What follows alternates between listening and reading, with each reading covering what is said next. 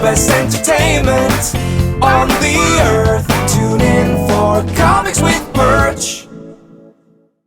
Hey everybody, this is Perch. I have a viewer question here about comic payment. And it basically goes like this. It says, hey Perch, you've been talking about wanting to see more money in comics, which I agree with you, attract better talent for the industry. My thought, however, would be to keep base rates for editors' pay and page rates for the artists and writers the same and create an incentive compensation based on the sales. If you're part of the editing team, you get a bonus based on how well the books you oversee sell. If you're part of the creative talent, you get your normal low page rate, which would retroactively increase if the book sells well.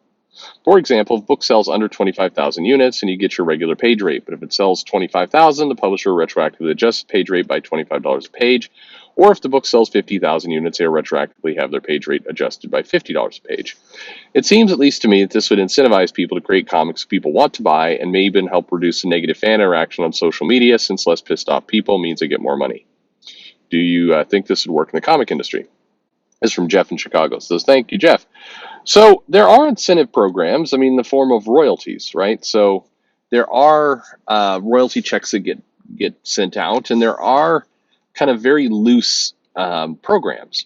The challenge is, and I think I have a hard time wrapping my head around. As I talk to people in comics, what I hear kind of over and over and over is that there's two things that happen, both of which seem strange for a mature industry, at least where the big two are concerned, and including Image and other things. First off, people seem to get royalty checks when people remember to send them, as opposed to on any kind of set schedule or part of a plan. It comes across as, hey, we needed to send out that check. We're a couple years over. Or I've heard creators say things like, I got a royalty check last week. I wasn't expecting it. It was from some stuff from 6 years ago. And, I'm not sure what prompted them to do it, but I was happy to have the money. What confuses me is, number one, how you have a big company very loosely sending out money when people feel like it or when they remember, or I don't know. I've heard creators say that, they make a point to go see editors and kind of knock on doors once a year, so they kind of get their face in front of people to remind them to get the check sent. And keep in mind, I don't think it's the editors that are sending these checks. I don't know if the editor is going to go make some noise internally to make sure the check gets sent. I don't know. That part of the whole process is opaque and weird to me. The weird part being like, how is this not a system? How is this not a very precise kind of publishing practice where, it's people don't even know what's happening? The publisher, the distribution arm of the company is tracking these numbers, which they have to, and they are, and then they are, automatically kind of depositing royalties or raising rates, whatever it happens to be. So that's confusion part number one. Like, why is it so half-assed?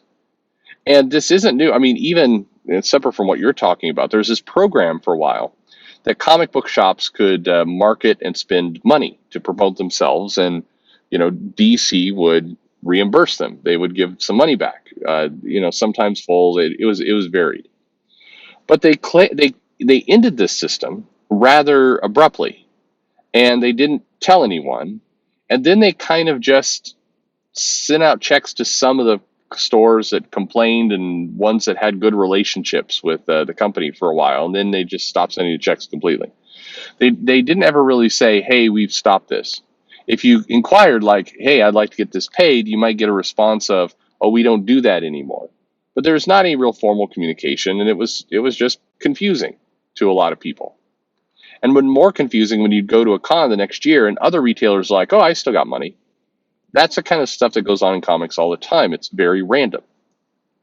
But the other part that is weird to me is kind of along the way, it's kind of your idea, but it's that a lot of creators will say, yeah, if I get the sales up and I get some good buzz on this, then, in a year or so I can negotiate a higher page rate. And the part that's strange around that is that it feels it just feels very old-fashioned and very random. It feels like the company, in this case Marvel or DC, should be going to the creator and saying, hey, here are your sales, here's where you are, here's the category you're in, here's Here's where things are at. And the negotiation could come kind of after that. The creator could say something along the lines of, well, but I was on these lower selling books. I still managed to grow them 60%. I'm on Hawkman and I raise sales, which is a lot harder to do than if you're on Batman and they've given you Greg Capullo as your artist and you've raised sales. There's one is a much harder task than the other. So therefore, I would like a page rate increase based on those. I mean, you could get into that. But the weird part is how how random page rates, negotiations, and increases are. Some people have their agent do it or try it. Some people try and take editors out for a drink and maneuver it that way. It's like it's completely random. It feels like a cottage industry, and it operates itself like a cottage industry. And so it's been hard for me to get too angry sometimes about a lot of this stuff because it's run like your local farmers market level of standards of how people are getting paid and how raises are happening and how things get accepted. I mean, they have kind of the trappings of meetings, but it's nothing is formal. And as long as it operates that way, I mean, it's just bizarre. It's in addition to, I think, it being a bad system that ultimately hurts creators and hurts work, because your comment is correct. I think that if they did put more effort into, paying people based on sales, I think it would generate a lot of good behavior. I think it would generate some bad behavior too. I think you'd see a bunch of people who are kind of politically maneuvering to be on the characters that are, more likely to make money. And that's something that, you can't discount. That if you get into this whole world of editors picking their favorites to go onto the books that are naturally going to make more sales, so you'd have to create a program in there that was like, well, here's the base median for this title. If you're coming in to write X-Men, then you should be hitting, your average, you should be hitting 55,000 sales a month minimum. That should be your base. And if you're coming in to write, I don't know, it's just some. If you're doing a Luke Cage series, well, he doesn't have historically strong sales, so that one, your base is going to be 35,000 or whatever. You should have a adaptable scale, because we have seen in the past editors who kind of pick and choose certain people to go on more prestige books, which gave them more royalties, and that was created a lot of accusations of unfairness. And so there's been those things that have happened as well, and it'd be nice to avoid them. But overall, yeah, I think an incentive program based on sales, based on traffic, based on percentage of growth would be healthy. But I think just as healthy would be, a finance department that tracks when royalties should be sent out, and they're sent out like on the third of the month, every month, like clockwork. No shenanigans, nothing weird, just out it goes. I think that would also be very healthy. Too much of current comics is based on, did I remember to do that at the time? And it's sloppy, and we get sloppy results. It also, I think, generates as much toxic behavior as anything else. The money would help, but if you're a comic creator and you are paid kind of when the company remembers to pay you, and you don't get responses back on scripts in any kind of reasonable time, and then why would you try very hard? You'd put your efforts to other things, and you'd start to have just a defeatist attitude about comics in general.